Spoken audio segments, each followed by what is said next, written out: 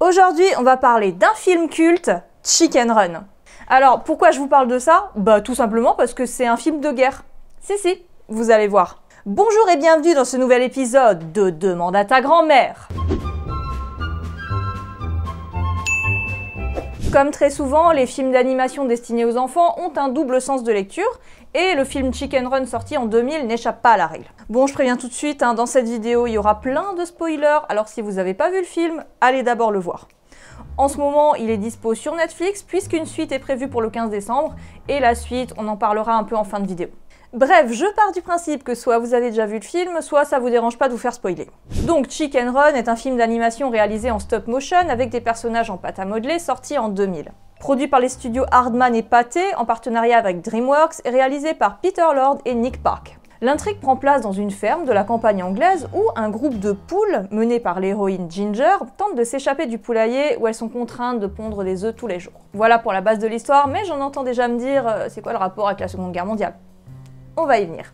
Je sais pas quel âge vous aviez quand le film est sorti, mais moi j'avais 12 ans et comme j'étais déjà bien intéressée par tout ce qui touchait à l'histoire, ça m'a sauté aux yeux tout de suite. De plus, ce film a été décliné en jeu vidéo directement pendant son année de sortie et étant fan du film, quand j'ai vu le concept du jeu, autant dire que je l'ai acheté tout de suite chez Megasoft avec mon argent de poche et il est toujours là, c'est celui-là. Il s'agit d'un jeu type discrétion, infiltration, recherche d'objets, et je trouve que le côté Seconde Guerre se ressent encore plus dans le jeu que dans le film. L'ambiance, aussi bien visuelle que sonore, y contribue énormément. Alors, revenons à cette fameuse ferme, dirigée d'une main de fer par Monsieur et Madame Tweedy. Enfin, surtout Madame Tweedy, qui, disons-le tout de suite, n'est pas très commode, même avec son propre mari. Il semble même plutôt la craindre qu'autre chose d'ailleurs. Prenons tout simplement la ferme en elle-même. Des baraques numérotées alignées, entourées d'un grand grillage très haut, surmonté de barbelés, le tout gardé par des gros chiens agressifs et des projecteurs de poursuite. Déjà rien que le décor, ça fait aucun doute. Genre qui utilise des projecteurs pour surveiller des poules? Si vous avez déjà vu dans des films, sur des photos ou visité un camp de prisonniers de la Seconde Guerre mondiale, c'est clairement ça. On est donc bien face à un camp où des poules qui, comme tout prisonnier, ont très envie de s'échapper, sont forcées de pondre des œufs. On y voit clairement une allégorie du travail forcé. Parmi ces poules, on retrouve également un poulet, le vieux colonel Fowler, qui se présente comme un officier de la Royal Air Force. Même si c'était une mascotte, ce personnage représente l'aviateur anglais. La référence n'est même pas cachée à ce niveau-là. Un peu de discipline dans les rangs, quoi. Merci, Poulard. De mon temps, dans la RF, il n'y avait jamais de cactage connectif, c'était interdit. Oui, merci, Poulard. C'est d'ailleurs grâce à lui que les poules auront l'idée de la construction d'un avion pour leur évasion. Maintenant passons à Madame Tweedy. Oubliez tout de suite le cliché de la gentille fermière qui produit des œufs bio qu'elle va aller vendre au marché du village le samedi matin. Lorsque la cloche sonne, les poules doivent s'aligner en rang au milieu de l'allée et c'est là que Madame Tweedy fait son entrée.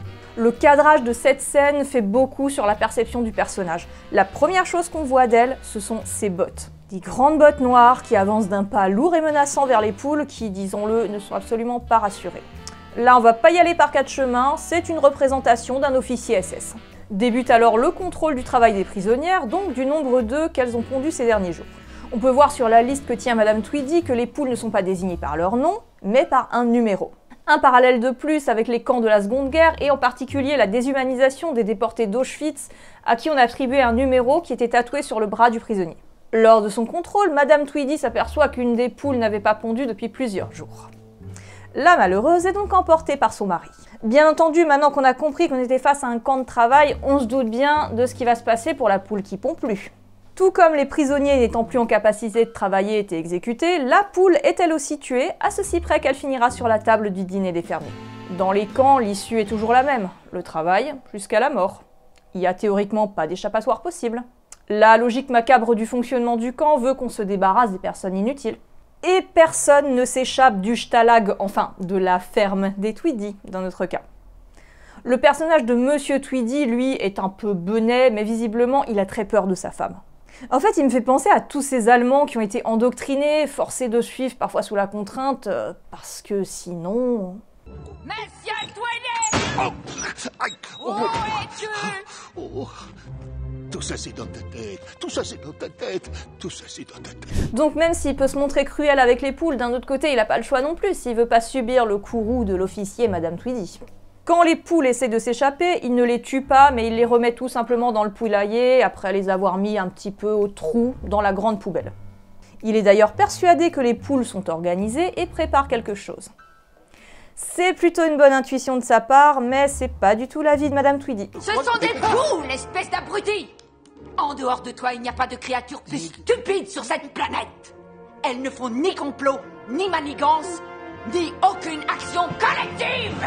Si on continue de tirer des parallèles avec la Seconde Guerre mondiale, c'est une mentalité qu'on peut retrouver dans l'idéologie de l'Allemagne des années 40 avec la hiérarchisation des races. Les poules essayent de s'échapper par tous les moyens possibles et imaginables tout au long du film, mais je vais pas m'étendre là-dessus, c'est plutôt la partie comique tant les méthodes utilisées relèvent du burlesque. Les poules ne manquent pas d'idées, mais manquent souvent de chance ou de compétences pour mener à bien l'évasion. Ensuite, le film va un peu plus loin et aborde un autre aspect de la Seconde Guerre mondiale et des camps. Madame Tweedy, avide d'argent, trouve que la production d'œufs ne rapporte pas assez, et dans une publicité, elle trouve une nouvelle solution pour faire plus de bénéfices. Une machine permettant de fabriquer des tourtes au poulet. Certaines analyses du film que j'ai pu lire sur le net le voient d'ailleurs comme une allégorie du capitalisme plutôt que des camps. Mais bon, faut pas oublier qu'on est dans le cas d'une ferme, donc les fermiers veulent vendre leur production. Alors oui, on peut dire que les Tweedy sont capitalistes quand ils achètent cette machine puisque leur but est d'augmenter leurs bénéfices. Mais moi je vois autre chose dans cette machine. La ferme qui jusqu'à présent pouvait être comparée à un camp de travail va se transformer en camp de la mort. La mécanisation de la mort, l'industrialisation ne peut selon moi que rappeler le passage des exécutions à la main des Einsatzgruppen au passage au niveau industriel de la mort avec les chambres à gaz. À ce stade-là, peu importe si les poules pondent ou pas, Madame Tweedy a décidé de toutes les prendre et de les faire passer dans sa machine pour les transformer en tourtes. Va les chercher. J'ai choisi lesquels? Toutes sans exception. Les poules ne sont au courant de rien pour le moment, trop occupées à vouloir s'échapper, et elles ont plein de nouvelles idées, surtout suite à l'arrivée d'un personnage important, Rocky, le coq volant. Alors lui, qu'est-ce qu'il représente? Rien de bien compliqué, il s'agit du libérateur américain. Il peut paraître assez décevant au premier abord, surtout quand les poules se rendent compte qu'il ne sait pas vraiment voler. Il arrive dans le poulailler par les airs, ce qui impressionne Ginger, mais celle-ci ne sait pas à ce moment que c'est un poulet homme-canon dans un cirque. Ça se dit ça? Je pense pas, mais vous avez compris l'idée. En tout cas, il va quand même leur donner un nouvel espoir et les motiver à s'en sortir. En ce qui concerne le cirque, je sais pas trop quoi en penser. Les propriétaires du cirque recherchent Rocky et les poules de la ferme des Tweedy l'aident à se cacher parce qu'il veut pas y retourner. Est-ce que du coup c'est un déserteur de l'armée américaine? Aucune idée, c'est une question de perception j'imagine. Il y a peut-être juste aucun parallèle à faire sur cet aspect-là, faut pas y aller trop fort sur l'interprétation non plus. Par contre, s'il y a quelque chose où vous pouvez y aller fort, c'est sur les abonnements à ma chaîne. Si vous n'êtes pas déjà abonné, je vous invite à le faire, ici je parle de tout ce qui est vieux. Et si vous n'êtes toujours pas convaincu que Chicken Run est un film de guerre, le créateur Nick Park a confirmé en interview que Chicken Run est une parodie inspirée du film The Great Escape, un film de guerre sorti en 1963 qui est devenu un des classiques du genre. Si vous l'avez pas vu, je vous le recommande fortement, il est vraiment bien. Il raconte l'histoire d'aviateurs britanniques, canadiens, australiens, polonais et américains qui se retrouvent dans un camp de la Luftwaffe et qui organisent une évasion massive. On peut d'ailleurs voir ici une maquette du décor du Stalag Luft 3 de ce film. Il rappelle grandement la ferme des Tweedy, non? Et des parallèles comme ça, on peut en faire plein. Pour ne citer que quelques exemples, le running gag de Ginger qui à chaque fois qu'elle se fait attraper par les Tweedy se retrouve dans la poubelle, on le retrouve dans The Great Escape où le personnage de Steve McQueen, surnommé le Cooler King, se retrouve au frigo après chacune de ses tentatives d'évasion. Quand les gars se déplacent dans le tunnel, ils sont couchés sur une sorte de chariot tiré par une corde. On retrouve exactement la même scène avec Ginger sur un patin à roulettes. Couper les barbelés avec une pince coupante faite maison, Ginger qui fait rebondir une balle contre le mur lorsqu'elle est au trou. Si vous regardez les deux films, vous verrez énormément de similitudes. Au niveau de la bande-son, la ressemblance est flagrante aussi, le thème principal étant directement inspiré de celui de Great Escape.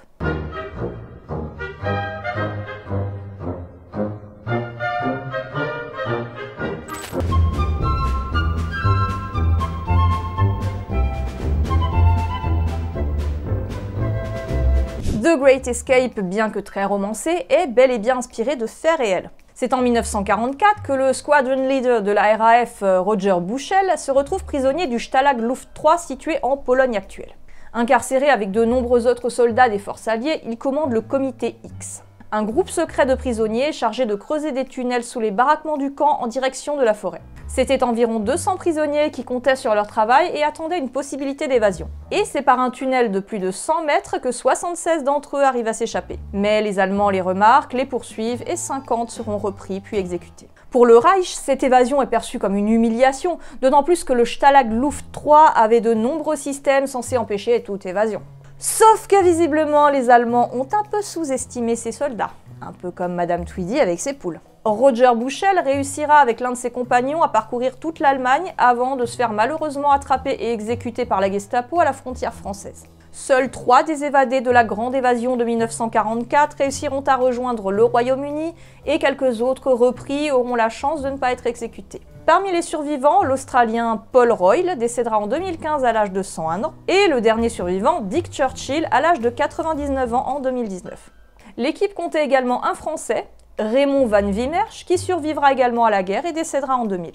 Une histoire d'évasion bien badass. Même si contrairement à ce qu'on voit dans le film, il n'y a pas eu de saut en moto par-dessus les barbelés à la frontière suisse lors d'une course-poursuite avec les Allemands. Ceci dit, on retrouve une allusion à cette cascade culte dans Chicken Run lors du retour de Rocky à la fin du film.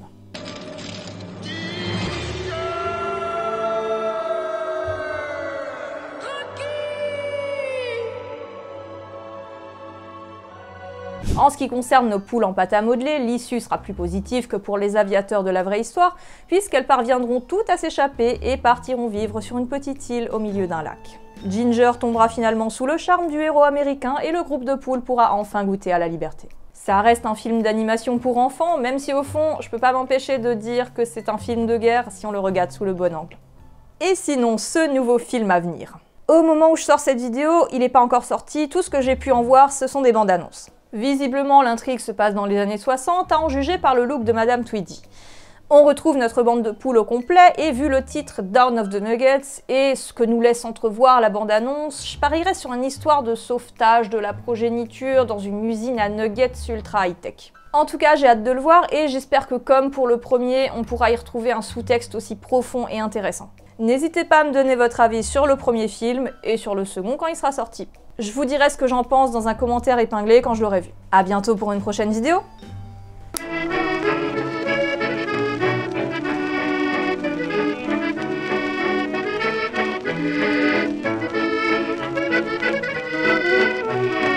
Alors, c'était pas une action collective?